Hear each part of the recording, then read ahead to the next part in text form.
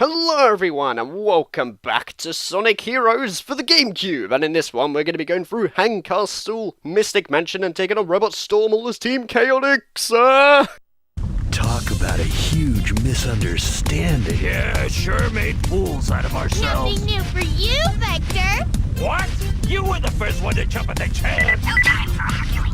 Now's the time to be on guard. It's very mysterious around here.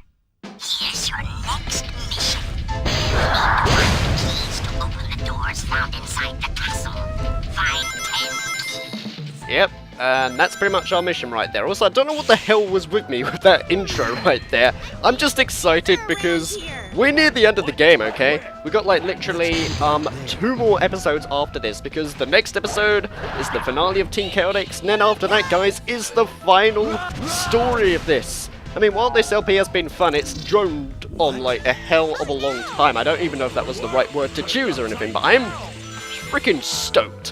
What can I say? You know, it's going to be nice to move on to a different project after a while, since I've gone through every single level for like the 3rd to 4th time now, and it's kind of getting boring, I suppose, and that this is only pretty much one of my only regrets when it came to doing an LP of this and stuff like that. I've still had fun though, because I mean, it's Sonic Heroes, you know, it's a good game really, something that I find underappreciated, and hopefully this LP has sort of changed your mind on it or so. If it hasn't, then, oh well. I mean, if you don't like it, fair enough. So I really don't know what the hell happened here. There's like some sort of glitch going on. I guess that's one example of like glitches that happen in the game. So I haven't really came across a lot of them in the game, as you can see in that. I mean, surely you've seen that by looking at all the footage throughout all this LP. You know, the glitches that supposedly happen to so many people are not really that present really on this, if you ask me. Mainly because I'm playing the fixed version, which is the GameCube. It's really noticeable on games like the PS2, because one thing I also find about the PS2 version is, you know when you switch teams around, I don't know, this might just be me, but when you click, you know, the triangle and circle button to switch between teams, I find that sometimes even that doesn't work. Like, sometimes I'll click circle to change it to Knuckles, and then it will turn into Tails, and I don't know, it's not as programmed very well compared to the GameCube version, if you ask me. Also in 2-player mode as well. Here we go. One thing that I actually noticed though, while playing this game in my spare time, when I was like showing it off to a friend, is that there's a really weird thing that happens if you use the Team Blast while being invisible as Espio. So while you're invisible, you know, Vector and Charmy stay put, and that way you go on ahead. But if you use Team Blast, sadly, I didn't really show it off to like any LP or anything, but I'll explain about it. Or maybe show it off as bonus content. But if you use a Team Blast while being Espio invisible, Espio will play his instrument, but Charmy and Vector will kind of play them being invisible, so all you'll see is like these, you know, drum being played, and a microphone just magically floating in the air. It's quite funny actually, I don't know why that happens, but either way it's pretty amusing. I guess another reason why I'm also excited is because, well, this is the episode where I'm going to show off one of my favourite things to do in the game, which is play as Team Chaotix for Robot Storm. Oh my goodness, I so can't wait for that bit or so. Although I'm dreading to talk about the next mission after this, because, oh boy, it's a pain. Like at the moment you're probably thinking, 10 keys, that's a lot, isn't it? I guess. But the next mission is frickin' ridiculous what you have to do. I suppose it's better when you know what you're doing, but the first time player will not enjoy it at all. Especially trying to get the A rank or so, since, you know, it requires being quick. And, it's the longest mission in the game, really, and I'm talking like 13 minutes. So this part may be a bit longer compared to the other ones due to how long the mission is and things. That's the only thing when it comes to like Team Chaotix's missions and things, you know. The length of each level in that is just sort of randomized. It doesn't go from short to very long to the very end. It's all just kind of messed up, if you ask me or so, but it's not really terrible. It's not hell or anything, and I honestly don't think it's as bad as people make it out to be. Like, some people consider this, oh my god, this is badly designed and stuff, you know, I hate this game. Come on, it's only just a mission just to grab 10 of them or so. It's not that bad. It's only the one I don't like is the mission coming up. or so, which I've already gone on about. I keep repeating lines, but that's me. You should know me by now. What can I say? Although I've already got like 9 out of 10, since I believe it's the same, you know, with, what's it, the Hermit Crabs in Seaside Hill, where in the extra mission you have to find 20 of them as far as I'm aware, or maybe it's 15, I can't actually remember or so. But, you know, so basically if you miss a couple of keys, you can go back and get them, I think? Or actually, no, I think this one that you need to find all 10. Pretty much like, you know, the robots in Power Plant, where you had to destroy every single freaking robot and not miss one of them. You know, it's the same here, really, with the keys. Which I suppose is somewhat annoying, given the fact that in some places you have to grind up rails the other way in order to get some of them, and some of them are hidden in sort of cryptic areas, I suppose. But this one honestly doesn't really bother me as much, as I think the keys are in some sort of obvious places, if you ask me. And there you go. That means we're back to normal again! Indeed. Oh man. Here we go, like with the lines repeating, or, you know, just saying it when the action has just happened or so. I don't know, I just get easily amused by that. You know, you might look at me and think I'm weird, but you are right. I am weird, because I'm getting away ranks in this game for no reason at all, but just my luck. Perfect! The work of professionals! Also, Vector is the one that keeps getting the biggest score, which is the reason why he keeps saying everything. I really should give a chance with the other teams, but I honestly never knew this. I thought it was whoever gets the Goron first unlocks it. Also, yay, we've unlocked Ring Race in 2-player mode, because we've collected 60 emblems so far, so there you go. Now it's time for this mission, oh my god! Here's your next mission. Able to escape from the mysterious castle as long as the red torches are burning. Extinguish all of the red torches. Yep, we have to extinguish all of the red torches, as he says, and look how many there are with the number down there. 60. There are 60 of these torches, which we have to put out. And this mission is really tedious, if you ask me, because, you know, the way you just put them out of SPO is just, it's so slow. All you have to do, really, is use your tornado attack, but it's just the fact that there are 60 of them, and, you know, there's like 4 of them in a row, and this is pretty much my least favourite mission in the game, really. This is a mission that I always dread when I come up to it, you know, Team Chaotix, and it gets worse in the extra mission, because you need to put out the blue flames instead, and the blue flames are located in rather annoying areas where, you know, if you miss one of them, what you basically have to do is go to the very end of the level and then teleport and then backtrack all the way to the beginning, like, because, you know, in some areas you'll fall down a pit and there's no way to get back up to the top again, and it's just a pain. What can I say? Oh boy. But at least you got Mystic Mansion's song playing in the background, which is, in my opinion, the best song in the game, really. Also, by the way, this is actually my second attempt at this mission, because while I did clear this the first time, sadly I got a B rank, but it's because I couldn't find the last torch around anywhere, because even I, a person who is getting all A ranks in this LP, will struggle with this mission, because it's just so annoying, you know, trying to find all the lanterns to put out or so, or torches if you will, I don't know. Because unfortunately, I got a B rank, and I'm currently looking at the footage now, which is going to be the A rank, because this is an A rank run in this LP, a little rather ambitious thing that I've added to this LP. God knows why. I think it's just to show off like the speed of the LP or so, because some people say that this game is too slow. Also, another reason actually why I keep repeating stuff, by the way, is because of the layout of this LP. Like I said, I don't know if I actually said this in one of the episodes before, but I'll go over it again just to save confusion, I suppose, if I haven't. Which is, you know, this LP, like, has 4 teams going through the same level, so you don't necessarily have to watch every single team. So, you know, you can just watch just Team Chaotix if you want, since there's not really a lot of difference. It's just a matter of preference of which team you'd want to watch me play through. It can be Team Rose, where it's going to be 4 episodes long, or it can be Team Sonic or Team Dark, where it's going to be 7. Or even Team Chaotix, where there's, like, differences going on with missions and stuff like that, you know? It's all down to you, really, and that's the thing.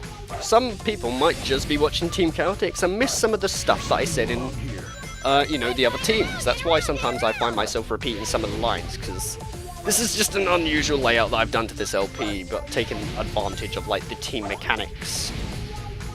Also, I know I'm making this look easy or so, but that's because I know where the door witches are. When you don't know where they are, and you play this for the first time, you will struggle and get annoyed because they're recorded? They're just located in such annoying areas.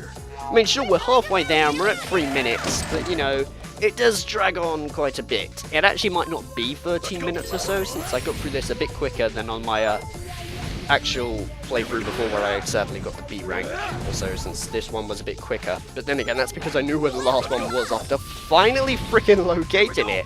It was the same with like, what was it? I forgot what mission it was actually, but I think it was Team Dark? Yeah, I think it was Team Dark actually that I had to redo the mission again because I couldn't find the one enemy in the trial room, which is really annoying, and I had to redo it again in order to get the A rank or so. So that was weird dialogue right there. That's actually kind of strange, but still. Also, one thing that's kind of strange is if you play a 2-player in this game, if you hold down the A and Y button when selecting on one of the stages that you want to battle your friend on, your characters turn into like metal forms basically, so you can play as like a metal version of Sonic, even though there's already Metal Sonic I suppose, but you can play, you know, as Metal everyone really. You can even play as Metal Rouge, and they look kind of a bit scary. If anything, they remind me a lot of Sonic.exe, thinking about it now. But back then when this game came out, Sonic.exe didn't really exist, so didn't really remind me of it, but looking at it from the present day, it kinda does, and it freaks me out a bit. What can I say? Especially Big. Good God, Big looks terrifying. And I'll show you what I mean when I get to like the multiplayer video of this game, which will happen or so, since one of my friends now have agreed with me to show off the multiplayer modes of this game, since I thought I might as well. I mean, I get to play the game, you know, against a friend or so and show off what multiplayer is like, since some of it can be fun. But personally, I prefer Sonic Adventure 2's multiplayer because, that's just brilliant. As long as you're playing against somebody who knows what the bloody hell they're doing. Since otherwise it's a bit of an unfair advantage. It's the same with Sonic Riders, you know? Sonic Riders, I like it. I really like Sonic Riders, actually. But, it's a game that you've really got to get used to the first time with like the controls and everything. So when you're playing 2-player, it's kind of difficult to play against a friend who's never played it before because it takes a long time to get used to the controls and whatnot, you know? So, it takes a bit of getting used to, and, you know, it sometimes can just be an unfair advantage and stuff like that. Also, we're nearly at 50 already. This is actually going by a lot quicker than expected, but that's probably because I'm rambling about stuff. I can already imagine myself, though, doing this live, you know, with live commentary and stuff. It would just be annoying or so, because I would have to constantly commentate over this while going through an all A rank run, like on a mission like this. Because that's the thing, with teams and the sense of speed in this game that I want to show off, and mainly just the A ranks, that's why this is all being through post-commentary instead, because it would just be too much work. I mean, I like going through like an ambition, but sometimes it can be a little bit too much or so if I go over the top. Particularly, I've learned that from a mistake I did in 2014 where, what was it? After I finished my Sonic the Hedgehog 2 LP for the Sega Mega Drive / Genesis, which was back in November 2013, freaking hell, that's nearly 3 years ago, jeez. In January, I started this LP called Mario vs. Donkey Kong for the Game Boy Advance, which is actually still around. You can have a look at it if you want. But I went for a stupid goal on that LP or so, which was basically to get all the star ranks. I had to get all 3 stars on every single mission, meaning I technically had to speedrun every level. And I all did it, you know, through live commentary as well, and it was just too ambitious, you know, I just couldn't do it. I lost motivation extremely quickly because of it, and I extremely regretted it. I might actually redo Mario vs. Donkey Kong just from the very beginning and not set that ambition, because it doesn't really make it fun. It makes it more tedious or so, especially since I chose to do it with live commentary as well. Maybe if I chose post it would be different, but usually when I choose like a template, I like to stick with it, you know, I don't really like to change stuff around, otherwise it gets a little confusing. I like to have some sort of link going on, you know? But either way, The work of professionals. that is the end of the mission. Good God! I really hate that mission, because it just drones on for so long.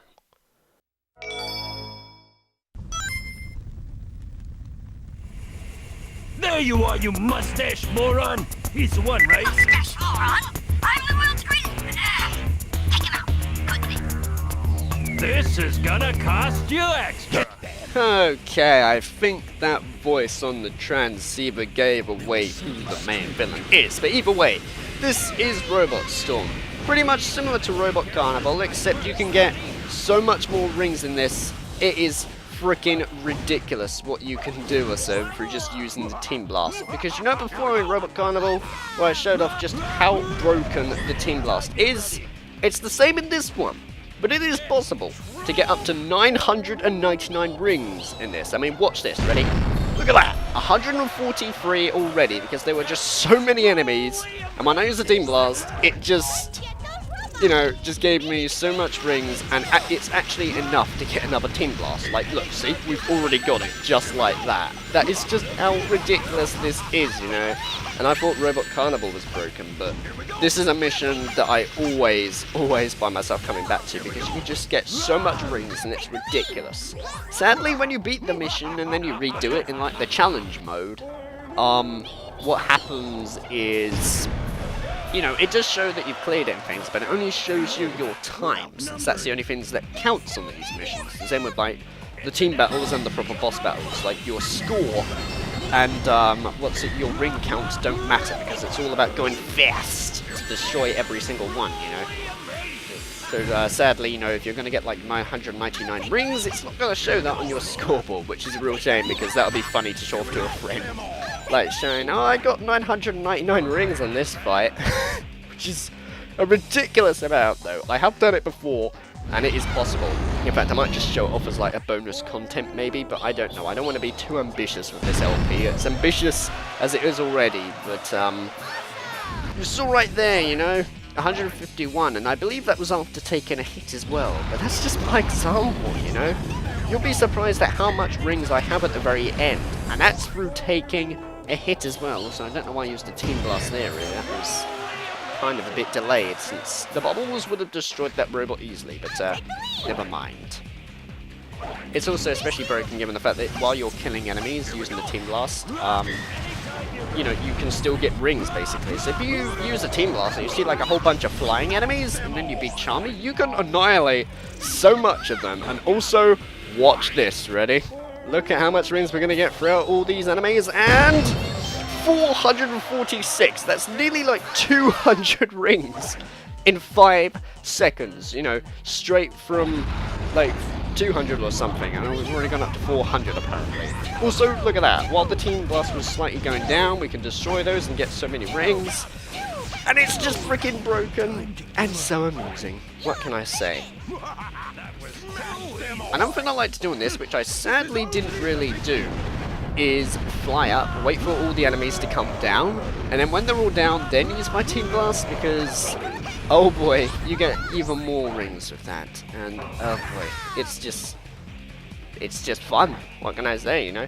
When you know what you're doing, because if you just play through this normally without using Team Blast, it's a pain, I will admit. But the Team Blast makes up for it, and it just makes it a hell of a lot more fun. I mean, look at that, 606 rings. This is with taking hits, don't forget. And look at my leveled up of characters and stuff like that. Look at all these rings that I'm getting for just destroying stuff. Look at me using the Team Blast again just to kill the enemies. And that's literally it. That is the stage done, you know. Also, I had like 600 rings and I just got 38 at the end, sadly. Also, you've said that so many times, like, man, it's just getting boring right now. But, yeah, it's fun. I do that a lot of my time on this game, what can I say? Keep bringing them on! We'll take them all out! Indeed, we actually did Charmy for just spamming the Team Blast. But, either way, this is the end of this episode, and I'll see you in the finale of Team Chaotix. Then after that, the last story! Yes!